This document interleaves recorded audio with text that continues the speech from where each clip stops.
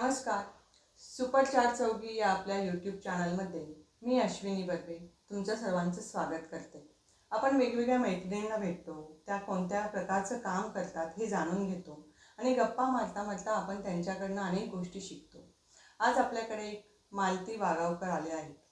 त्यांच्याशी पण आपण गप्पा मारूया. त्या मुख्याध्यापिका होत्या शिक्षिका म्हणून त्यांनी अनेक वर्ष काम केलं, परंतु इथपर्यंत पोहोचण्यासाठी त्यांनी काय काय केलं, मुलांच्या संदर्भातला त्यांनी काय विचार केला, हे आपण त्यांच्याशी बोलून ऐकूया.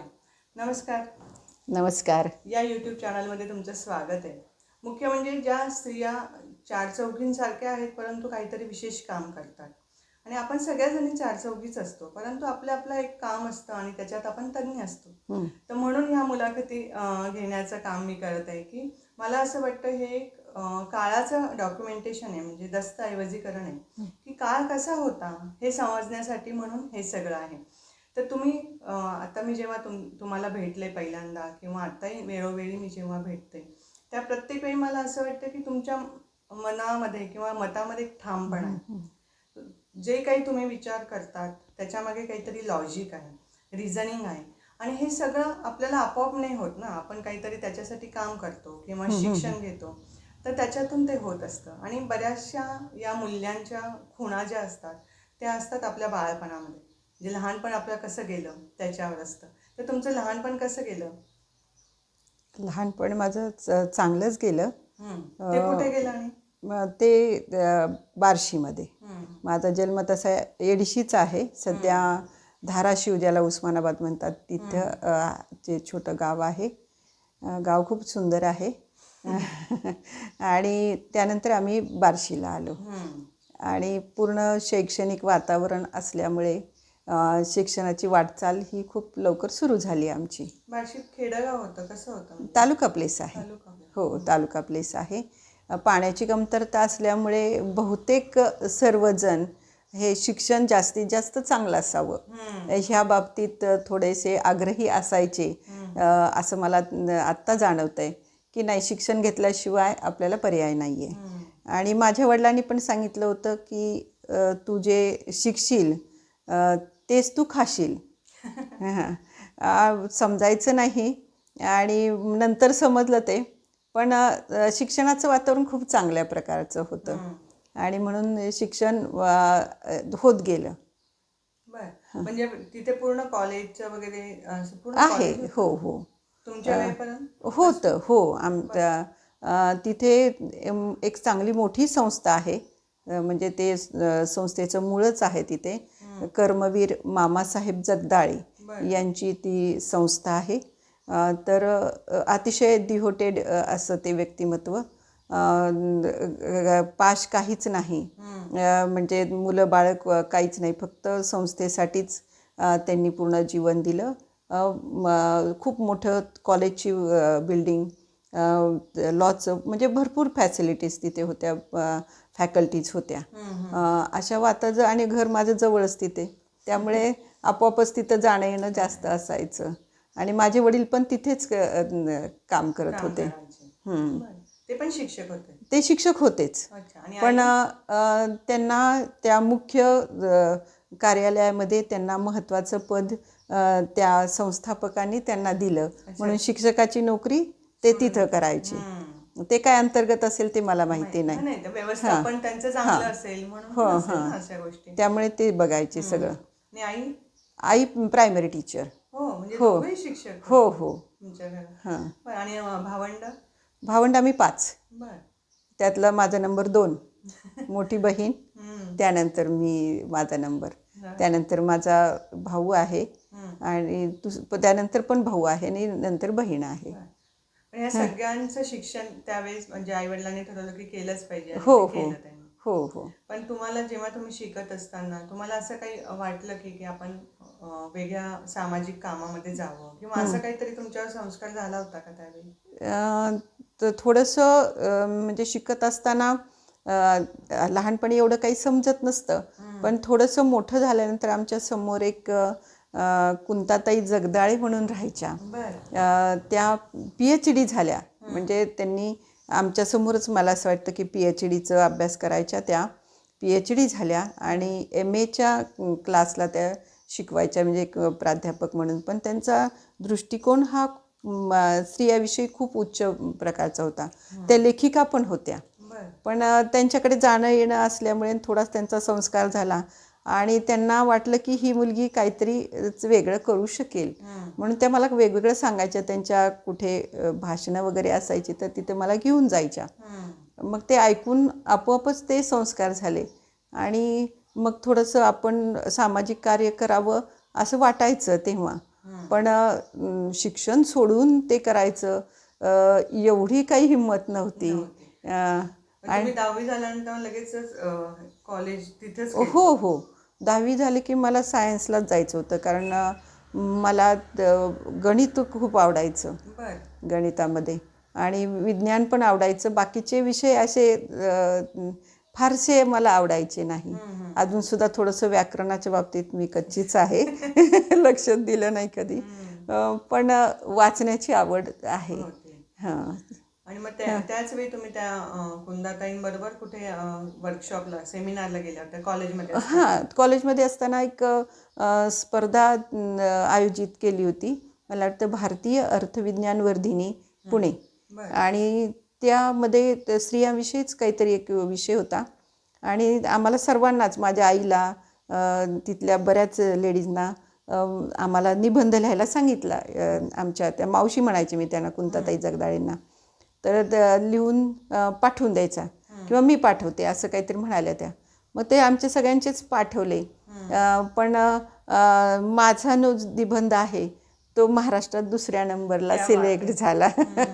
मला त्याचं, मी जसं आहे तसंच लिहिलं, जास्त काही असं लिहिलंच नाही. मग माझ्यापेक्षा जास्त त्यांना आनंद झाला, माझ्या मावशींना, की हिला महाराष्ट्रातलं 2रं बक्षीस मिळतंय, म्हणजे हिचा निबंध खरंच काहीतरी चांगला असेल. मग त्यांनी ते वाचला थोडासा, माझ्याकडे विचारलं आणि मग त्यांनी ते वाचलं. आणि मग आम्हाला संधी होती की 3 दिवस कॉन्फरन्सला त्यांनी लोणावळ्याला गेलो होतो.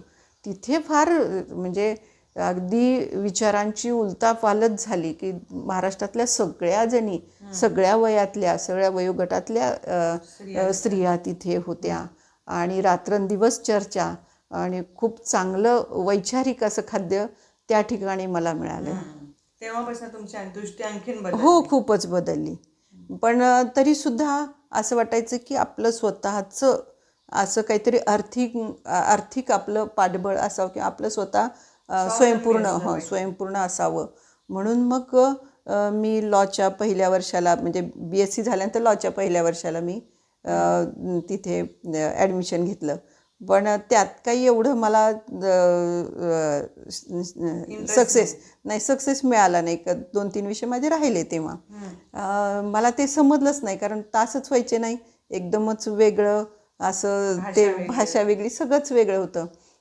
मग त्यानंतर आई म्हणाली की तू B.Ed कर. 1 वर्ष गॅप घ्यावा लागायचा तेव्हा. मग B.Ed नव्हतंच करायचं मला, पण आई म्हणाली की एक माझ्याकडनं शिदोरी समज आणि कर. त्या शिदोरी ह्याचा अर्थ मला आज समजतोय की ती शिदोरी अजून संपली नाही, ती वाढते पण संपली नाही. तेव्हा तुम्ही तिथं म्हणजे बार्शीला असतानाच B.Edला ॲडमिशन? हो, तिथंच होतं. म्हणजे तुम्हाला सांगितलं, तो कॅम्पस एवढा मोठा होता की तिथं B.Ed पण होतं, B.Ed होतं, B.Ped होतं, सगळंच होतं. त्यामुळे कुठे जास्त लांब जायचं काही प्रश्नच आला नाही. मग B.Ed झाल्यानंतर? B.Ed झाल्यानंतर मग तिथंच थोडंसं मी कुणाचे शिकवणी घे, कुणाचं काय असं जे येईल त्यांचं घ्यायचे. पण त्यानंतर लग्नच झालं आणि इकडे आलो. ही लोक म्हणजे आता लग्न झालं तर तुमच्या ओळखीचे होते ही माणसं? तसे ओळखीचे नव्हते, पण माझं आजोळ येवला आणि येवल्यात त्यांच्या परिचयाचे होते इथले. आणि म्हणून, आणि सगळ्यात महत्त्वाचं म्हणजे मला आईने सांगितलं की त्यांच्या घरी ते, म्हणजे जे मुलाचे वडील आहेत ते स्वातंत्र्य सैनिक आहेत. मी त्या स्वातंत्र्य सैनिक यालाच इतकी प्रभावित झाले की मला असं वाटलं नाही की बाबा खरंच खूप चांगलं घराणं असेल की असं देशासाठी काम केलेलं असं. म्हणून मी तिथे बघितलंच नाही की ह्यांच्या घरात काय आहे किंवा काय नाही आहे, हे बघितलं नाही. पण त्या बाबतीत मी खूपच नशीबवान आहे की माझे सासरे हे माझ्यासाठी खूप आदर्श आहेत. कारण खूप जवळून त्यांना बघायला मिळालं मला. म्हणजे मला ते जे सामाजिक कार्याचं जे आहे ते ह्यांच्याच घरात होतं. त्यामुळे मला खूप बरं वाटलं ते. ज्याची ओढ तुम्हाला होती हां ते हां सगळं तुम्हाला तिथे मिळालं. वाचनाची आवड म्हणजे मी शेजारी ते मानकेश्वर वाचनालय होतं. मला काही सर्व्हिस नव्हती लगेचच. मी आधी म्हणजे हवरटासारखी पुस्तकं वाचली तेव्हा घ्यायची आणि खूप वाचायचं. जे पुस्तकं मिळेल ते वाचायला मिळालं. त्यामुळे ती पण एक भूक माझी तिथे थोडी भागली. आणि ते सासरे काय करतायत ते पण खूप जवळून बघायला मिळालं. आणि मग मी सहज त्यांना विचारलं की तुम्ही स्वातंत्र्य सैनिक आहात हे बरोबर आहे, पण मग तुम्ही नेमकं काय केलं म्हटलं देशासाठी. मग ते सांगायला लागले. मग त्यांचं मी पूर्ण लिहून काढलं. म्हटलं मी लिहिते, तुम्ही सांगा मला. कारण मी इतिहासाची एवढी काही मला इतिहास माहिती नाही. तेवढा थोडा थोडा माहिती आहे, पण जास्त तर शिकतो. म्हणजे आम्ही जेवढा ग्रहण केला तेवढाच, कारण सगळं 100% ग्रहण करत नाही. हे होतं, शिकताना शिकत नाही, शिकवताना मात्र 100% शिकवावं लागतं. हे मात्र मला त्यावेळेस चांगलंच समजलं. तुम्हाला असं आता BEd झाल्यानंतर तुम्हाला असं वाटत असेल ना की आपण एक शिक्षिका व्हावं आणि शाळेमध्ये काम करावं, तर मग तुम्ही लगेच काही वर्षांनी नाही, काय झालं इथं आल्यानंतर इथली घरची परिस्थिती मी बघितली. तर इथं अर्थार्जन आवश्यक होतं. कारण त्यांची पेन्शन माझ्या मिस्टरांना अतिशय अल्प पैसे मिळायचे तेव्हा. वकील होते ते, म्हणजे आहेत अजून. तर ते मग मला असं वाटलं की आपण आपलं आहेच आहे, शाळा पण आहे आणि आपण तिथे करायला पाहिजे काम, आणि जास्त लांब जायचं नाही. हां, चांगलं झालं ना, म्हणजे तुम्हाला शाळा शिक्षण पण एकदम जवळ गावात आणि नोकरी पण एकदम गावात. काहीच म्हणजे मला अपडाऊन करणाऱ्या लेडीजचं खरंच खूप म्हणजे कौतुक वाटतं की रोज अपडाऊन करायचं, तिथं शिकवायचं, घरी येऊन करायचं. हे खरंच अवघड आहे. पण शाळा तुमचं लग्न झाल्यानंतर लगेच 1-2 वर्षामध्ये तुम्ही नोकरीला लागले? नाही, लगेचच. मी फेब्रुवारीमध्ये लग्न झालं आणि मला वाटतं जूनमध्ये मी ते शाळेमध्ये इंटरव्ह्यू घेतला. इंटरव्ह्यूमध्ये अतिशय कडक इंटरव्ह्यू घेतला माझा. माझे सासरे तिथे जरी संस्थापक विश्वस्त होते तरी ते बाहेर निघून गेले आणि मग तुम्ही हिला काय विचारायचं ते विचारा. तर त्यांनी मला गणिताचे काही सॉल्व करायला सांगितले. आता गणित मला तरी येतच होतं, त्यामुळे ते काही आवडीचाही विषय होता. पण शाळेत जसं जसं मी शिकवत गेले तसं खूप शिकत गेले. कारण पुस्तकी ज्ञान आणि जे काही बाकीचं म्हणजे मुलांपर्यंत कसं पोहोचवायचं हे फार वेगळं असतं. हां, कारण मग गणित आहे, पण ते वेगळ्या तऱ्हेने त्या मुलांना कसं शिकवायचं, किंवा त्यांना रुचेल असं कसं शिकवायचं, त्यांना पचेल असं कसं शिकवायचं, किंवा त्याच्यात त्यांना आनंद वाटेल असं कसं शिकवायचं. पण त्यासाठी तुम्ही काही वेगळ्या ॲक्टिव्हिटी केल्या का? हो, म्हणजे मला एक एक सुचत गेलं आणि त्याच्यामध्ये एक भर अशी पडली की मला लीलाताई पाटलांची पुस्तकं वाचनात आली. आणि त्यांनी असे छोटे छोटे मुलांसाठी उपक्रम केले की त्यांच्या मनातली भीती जावी किंवा काय असं ते होतं. आणि मग मला असं वाटलं की नाही, हे त्या काळी त्या भागातल्या मुलांसाठी त्यांनी केलं. आपल्याला असं काही सुचतंय का, तर सुचतं. ज्यावेळेस आपण सुरुवात करतो त्यावेळेस सुचतं. म्हणून मी एक आनंदायी शिक्षण म्हणून एक लिहिलंय पण. कारण जे जे मी केलंय ते थोडं थोडं लिहित गेले. असेलही माझ्याकडे, पण आता ते बघावं लागेल. पण केलंय मी ते. कारण मग काय करायचे, मी जर सुट्टी असेल आम्हाला ते मध्येच वेगवेगळे शासनाचे हे उपक्रम पण असतात आणि वेगवेगळ्या तुम्हाला प्रशिक्षणाला जावं लागतं.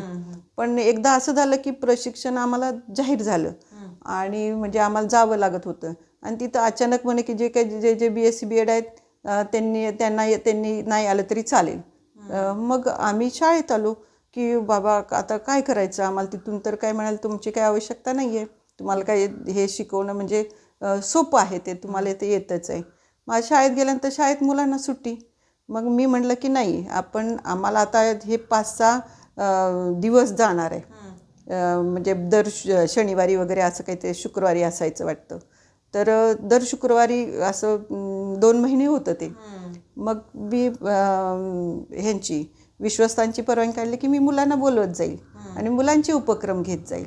मग त्यांच्या परवानगीने मी मुलांना एक क्षेत्रभेट असं म्हणजे तिथं जायचं.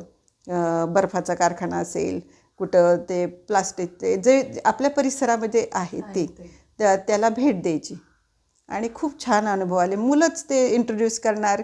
आम्ही तेच सांगितलं की मी तिथं काहीच करणार नाही. तुम्ही तिथं गेल्यानंतर तुम्ही त्यांना सांगायचं आहे, त्यांची परवानगी घ्यायची, त्यांचा आभार पण मानायचं, सगळं तुम्हीच करणार.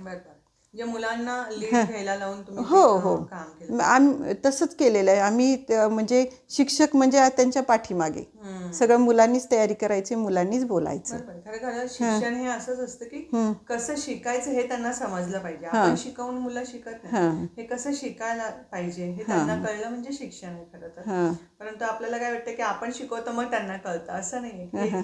कोणतंही उदाहरण किंवा गणित असेल, सायन्स असेल, त्याच्या मागचं लॉजिक रिझनिंग समजलं तर त्या मुलांना समजून घ्यायला सोपं पडतं. परंतु तुम्ही पहिल्या सुरुवातीपासूनच मोठ्या वर्गांना शिकवत होते की कसं?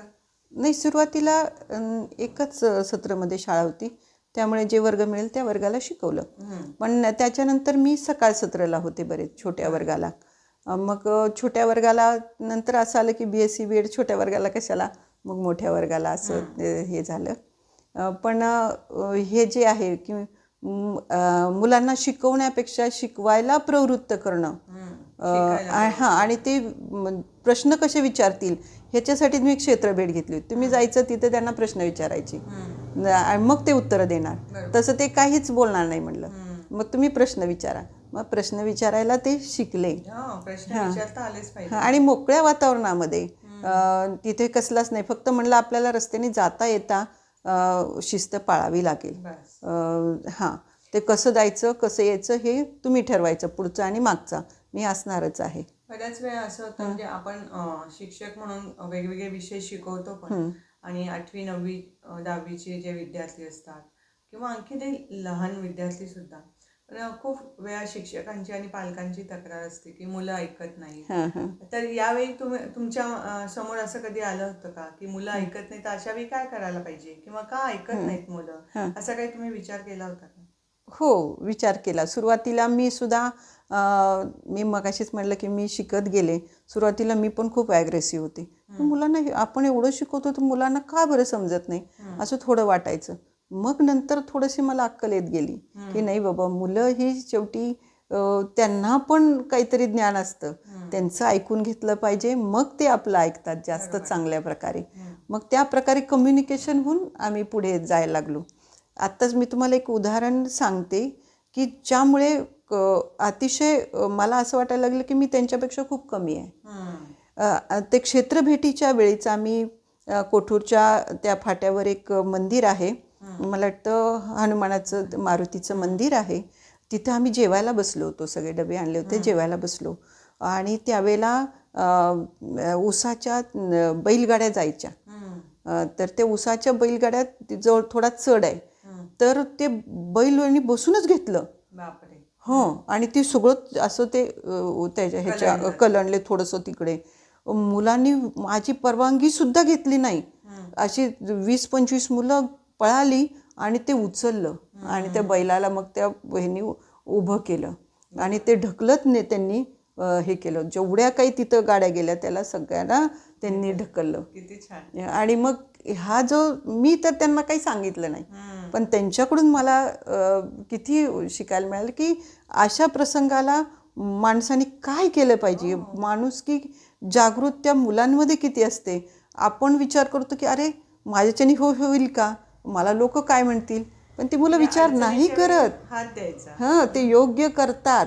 आणि म्हणून मुलं ही टीनेजर्स मुलं ही खूप ग्रेट असतात. मी तर त्याच वेळेला म्हणलं की त्यांच्यामध्ये एनर्जी पण असते, दृढ निश्चय पण असतो, आणि समोरच्याचं जर योग्य असेल ना तर ते पूर्णतः पाठबळ देतात.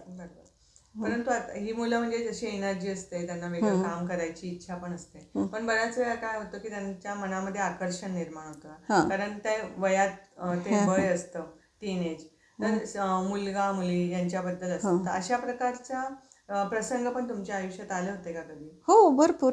मग त्यावेळी तुम्ही कसं सोडवलाय? एक म्हणजे त्या ह्याच्यामध्ये शासनाचे खूप चांगले उपक्रम असतात आणि त्याला आपण कसं साथ देतो किंवा ते मुलांपर्यंत कसं पोहोचवतो, हे फार महत्त्वाचं असतं. म्हणजे शासन खूप चांगलं करत असतं, पण ते आपण मुलांपर्यंत कसं पोहोचवतो हे शिक्षकाचं कौशल्य असतं.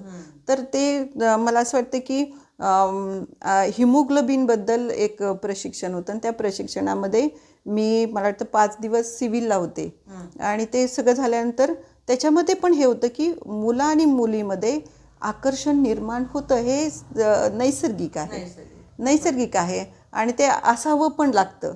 मग त्याला आपण चांगलं रूप कसं देणार? तर त्यांचे एक कार्यक्रम असायचे, ते कार्यक्रम मी राबवले.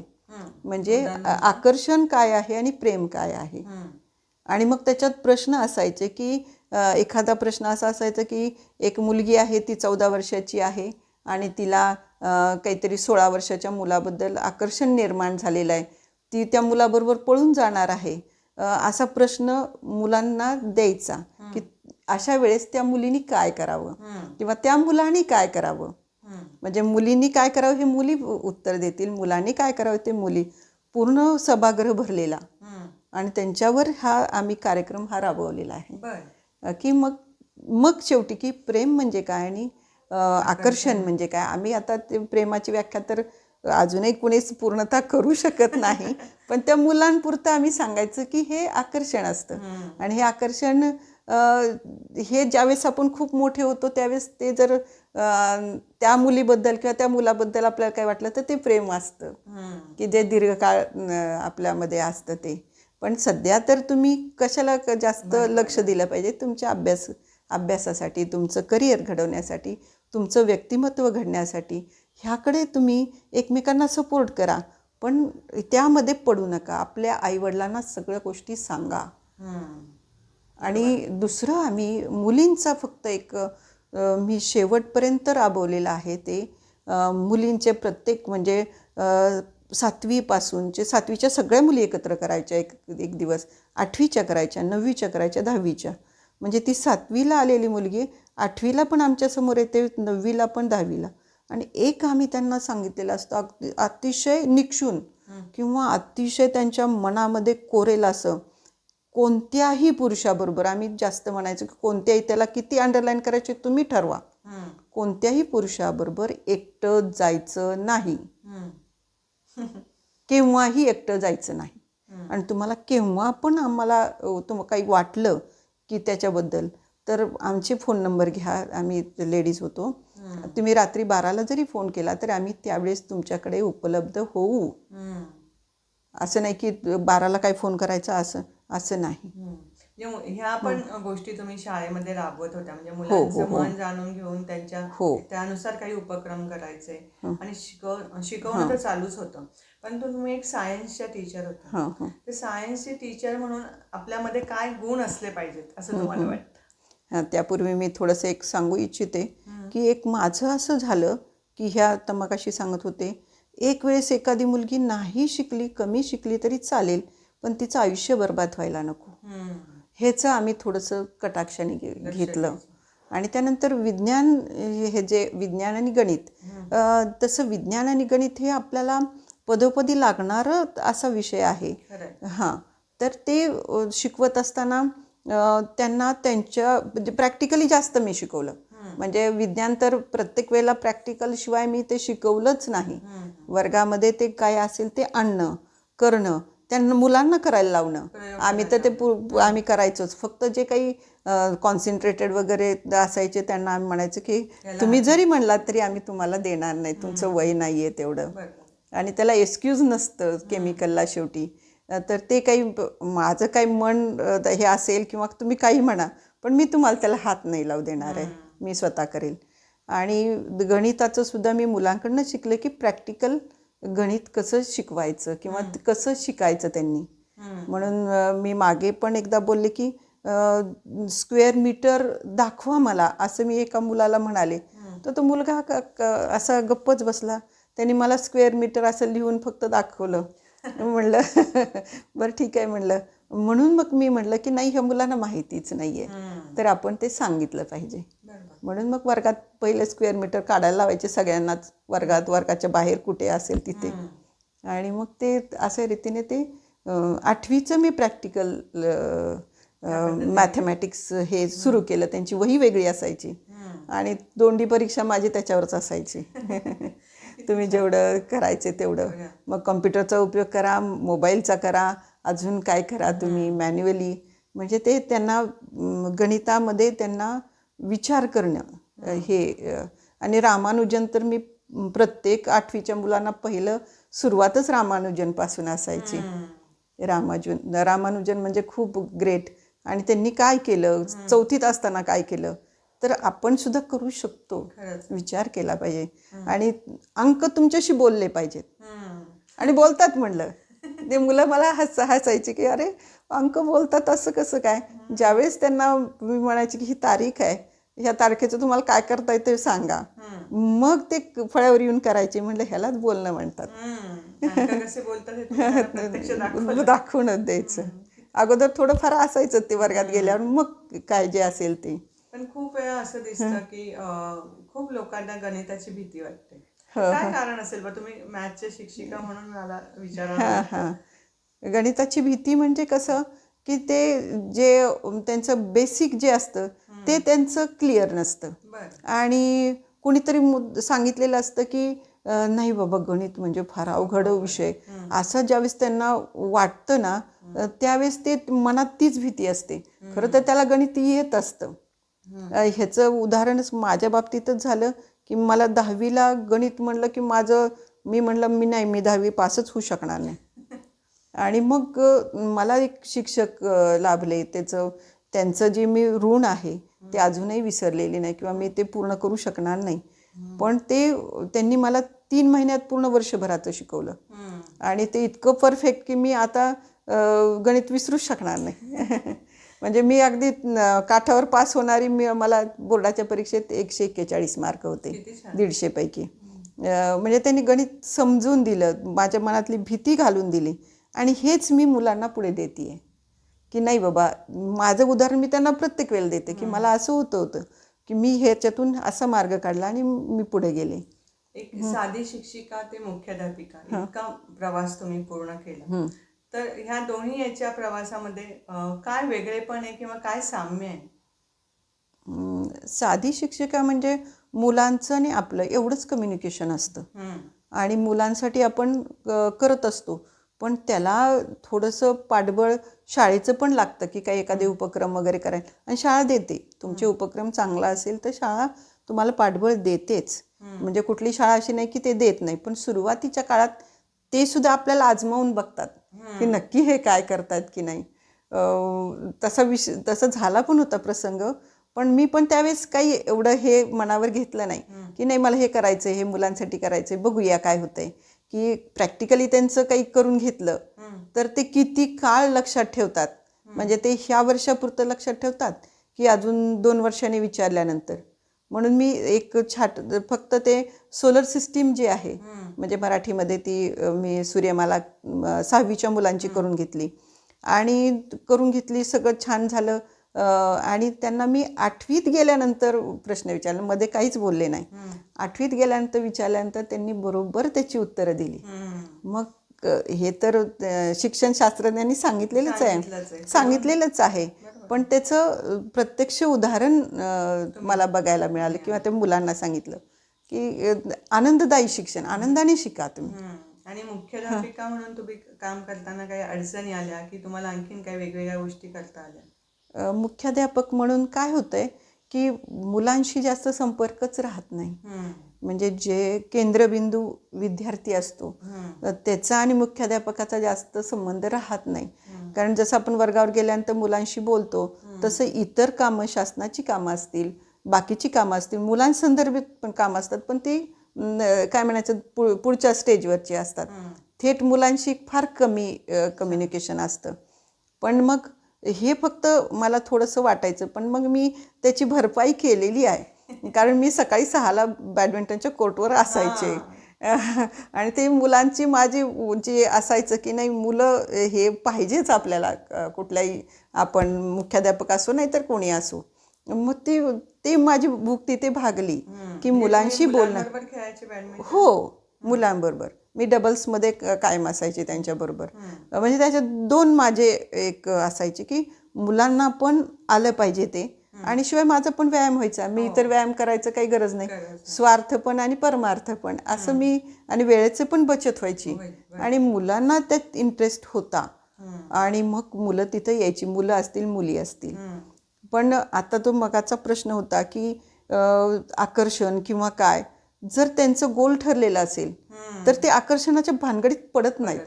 कारण मी कित्येक वर्ष जवळजवळ 8-10 वर्ष बॅडमिंटनचं कोचिंग केलं असेल तर एकही प्रकरण घडलेलं नाही की त्यांच्यात आकर्षण निर्माण झाले की ते गप्पा मारत बसले किंवा काय, मला कुणी सांगितलं की असं आहे.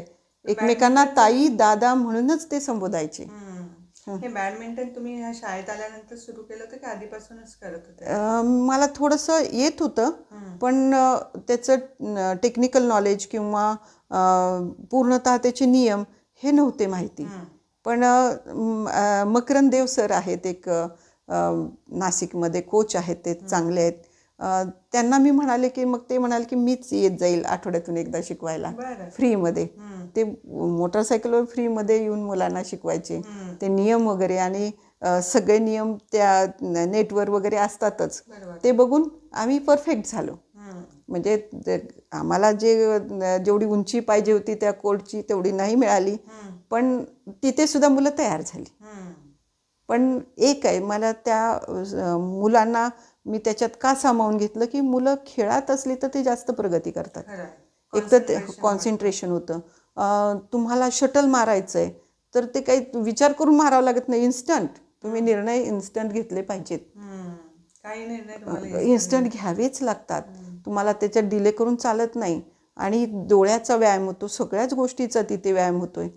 तर मग मुलांना शिकवायला काय हरकत आहे.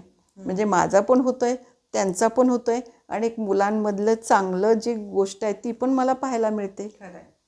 मला तर उलट म्हणायचे, मॅडम तुम्ही एवढे असताना तुम्ही यायच्या, तेच आम्हाला खूप वाटायचं. हे आता मुलं बोलतात मला. तुमची मुलं पण वेगवेगळ्या क्षेत्रामध्ये पण गेली, भरपूर नाव मिळवलं त्यांनी, तेही झालं. आणि आता तर तुम्ही रिटायर पण झालात मुख्याध्यापिका म्हणून सुद्धा. पण त्याच्यानंतर पण तुम्ही वेगवेगळ्या प्रकारची कामं करतात, सामाजिक कामं करतात. आणि मुख्य म्हणजे मला फार महत्त्वाचं वाटतं की तुम्ही मादाम क्युरीच्या प्रयोगशाळेला तिथं भेटून आलं, तर तो अनुभव काय होता, म्हणजे ते कसं काय गेलं तुम्ही? ते असं झालं की सहजच म्हणलं की आपण शाळेत रिटायर होण्यापूर्वी लंडनमधली शाळा कशी आहे बघूया. पण शाळा पण आपल्याला नेटवर बघायला मिळते, अभ्यासक्रम पण बघायला मिळतो, पण तिथलं शिक्षक आणि विद्यार्थ्यांचं कम्युनिकेशन कसं आहे ते मला बघायचं होतं. म्हणून मला युरोप तर बघायचाच होता. पण मग मी विनावडला तिथे विनंती केली की मला 2 दिवस अगोदर पाठवून द्या. आणि एक म्हणजे सांगायचं म्हणजे माझ्या दृष्टीने खूप ते अभिमानाची म्हणा किंवा मला खरं त्या विद्यार्थ्याचं सुद्धा ऋण मानलं पाहिजे की लंडनमध्ये आमचा एक विद्यार्थी राहतोय आता, मनीष काकळीज म्हणून. तर त्याला मी व्हॉट्सॲपवर टाकलं की असं असं आम्ही येतोय, तर मला हॉटेल वगैरे बघ कुठे आहे का. म्हणजे तुम्ही किती जण येत आहे, तर म्हटलं 2घीच. मग माझ्याच घरी या ना, असं एकदम सहज तो बोलून गेला. आणि त्याच्या घरी 2 दिवस राहिलो आम्ही, आणि तिथून मला ती लंडनमधली शाळा बघायला मिळाली. नाहीतर मी नेटवर खूप प्रयत्न केला की मला ही शाळा बघायची परवानगी मिळाली, त्यांच्याकडनं काहीच रिप्लाय आला नाही. मी खूप नाराज झाले, पण मग त्याच्या थ्रू मला ती शाळा बघायला मिळाली. किती छान, खूप छान. म्हणजे तिथेच तुम्ही मादाम क्युरीचं हे पण पाहिलं? हां, त्याच ह्याच्यामध्ये बघितलं. त्या तिथे गेल्यानंतर तिथले जे प्रिन्सिपल होते त्या शाळेची, छोट्या मुलांची शाळा होती, आणि ते प्रिन्सिपल माझी ते विद्यार्थ्याचीच मिसेस प्राजक्ता म्हणून, तिने माझी ओळख करून दिली. मला ते ब्रिटिश इंग्लिश काही त्यावेळेस जमायचं नाही, पण ती बोलायची त्यांच्यामध्ये की ह्या व्हाईस प्रिन्सिपल आहेत त्या अशा बघायला आल्यात. मग त्यांना खूप हे वाटलं की हे व्हाईस प्रिन्सिपल इथे बघायला आल्यात शाळा. मग म्हणलं no no, I am not vice principal, I am still student, असं मी त्यांना बोलून गेले. त्यांना इतकं ते बरं वाटलं म्हटलं नाही, मी अजूनसुद्धा विद्यार्थीच आहे आणि आजही तेच सांगते की मी शिक्षिका, मुख्याध्यापिका ह्या गोष्टी पदाने ते मिळत गेलं, ते कामं करत गेलो आम्ही. पण आज पण मी ती विद्यार्थिनीच आहे आणि सगळ्या विद्यार्थ्यांमध्ये राहायला मला आजही आवडतं. तुम्ही म्हणजे तुमचा सगळा हा जीवन प्रवास बघताना तुम्ही विद्यार्थ्यांबरोबर तर काम केलंच, परंतु जेव्हा जेव्हा मी शाळेला भेट द्यायची त्यावेळी तुमच्या स्टाफ मधल्या शिक्षिका म्हणायच्या की मॅडमकडे आम्ही कोणताही प्रश्न घेऊन गेलो तर त्यांची दृष्टी वेगळी होती त्याच्याकडे बघण्याची. तर स्त्री म्हणून पण तुम्ही यांचा विचार करायचा की त्यांना नक्की काय अडचणी असतील आणि अशा त्या अडचणी तुम्ही सोडवत असत. परंतु आता जेव्हा अनेक स्त्रिया घरी असतात किंवा काम करतात तर त्यांना तुम्ही काय सांगाल, म्हणजे तुमच्या ह्या सगळ्या कामाच्या अनुभवातून आणि याच्यातून की काय केलं पाहिजे आपण? खरं तर बघितलं तर स्त्री आणि पुरुष हे वेगळंच आहे. मुलांना वाढवण्याची हे जे मुलं आईशी जास्त अटॅच असतात, कारण शेवटी फिडिंग पण असेल, ज्या म्हणजे आमच्या लेडी टीचर फिडिंग करत होत्या त्यांना म्हणजे सुट्टीला जोडूनच आम्ही हे द्यायचो की त्या घरी जाऊन येऊ शकतील अशा ह्या पद्धतीने. कारण शेवटी आपली मुलं ती छोटी असतात, ते कुणाकडे जातील किंवा काय करतील. म्हणजे ज्यांची मुलं लहान आहेत त्यांना जेवढी जास्तीत जास्त सवलत म्हणता येणार नाही, माणुसकी ही माणुसकी आहे, सवलत असं म्हणताच येणार नाही, ते देण्याचा प्रयत्न केला. कारण माझी मुलं ज्यावेळेस लहान होते त्यावेळेस मी ज्या परिस्थितीतून गेले ती त्यांना नको आहे. तसंही मला पुष्कळचं म्हणजे शाळेने पुष्कळचं सहाय्य केलं, असं काही सहाय्य केलं असं नाही, पण मग त्यांना आणखीन जास्त कसं मिळावं म्हणजे त्या जास्तीत जास्त चांगल्या मनाने विद्यार्थ्यांना शिकवतील. ज्यांची मुलं सुरक्षित आहेत ते जास्त चांगलं वर्गात शिकवू शकतात असं मला वाटतं. आणि हे जे थोडक्यात ज्याला कारकुनी वर्क किंवा काय, हे थोडंसं मी कमी करण्याचा प्रयत्न केला. कारण कम्प्युटर युगात आहे आणि तेच लिहायचं. मग मुलांकडे त्यांनी वर्गातल्या मुलांकडे जास्त लक्ष दिलं पाहिजे. कारण ट्रेन टीचर हा खूप काही विद्यार्थ्यांना देऊ शकतो. ते कारण त्याच्याकडे मुळात ते असतं आणि ते द्यायचं तुम्हाला लिमिटेड टाईममध्ये द्यावं लागतं. ते असं काही फार गुरुकुल पद्धतीप्रमाणे आपण करू शकत नाही आणि ते शक्य पण नाही. आणि म्हणून मी ते त्यांचं जे लेखी काम आहे ते पूर्णतः कॉम्प्युटराईज केलं.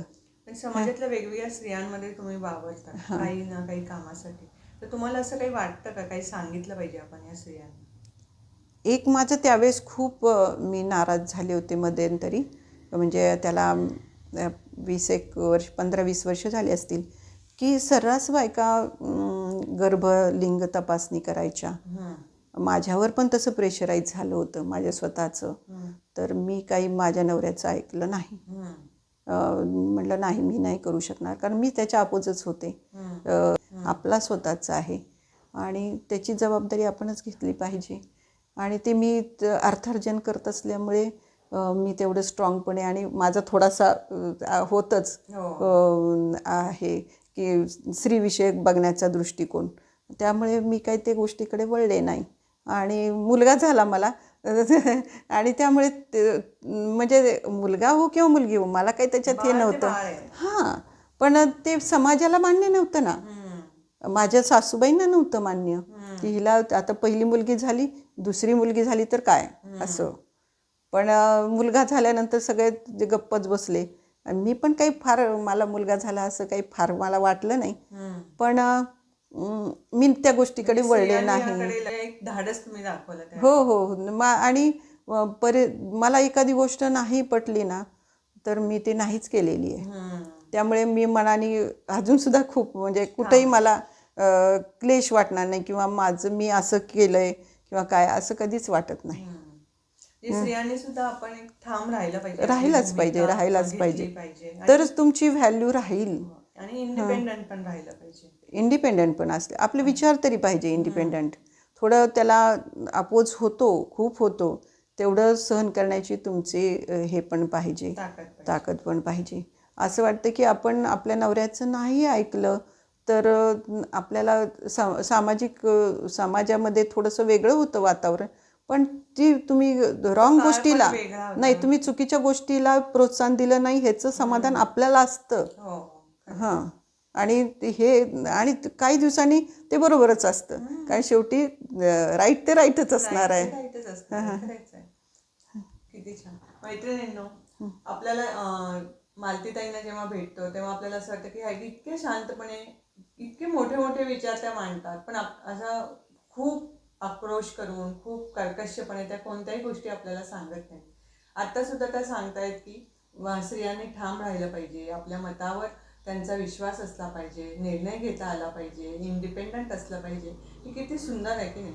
आणि अशाच वेगवेगळ्या गोष्टी आपण त्यांच्याकडनं शिकत आहोत. ह्या सगळ्या गोष्टी शिकण्यासाठी म्हणून सुद्धा तुम्ही सुपर चार चौघीवर नेहमी या आणि या चॅनलला लाईक करा, सबस्क्राईब करा. धन्यवाद. नमस्कार.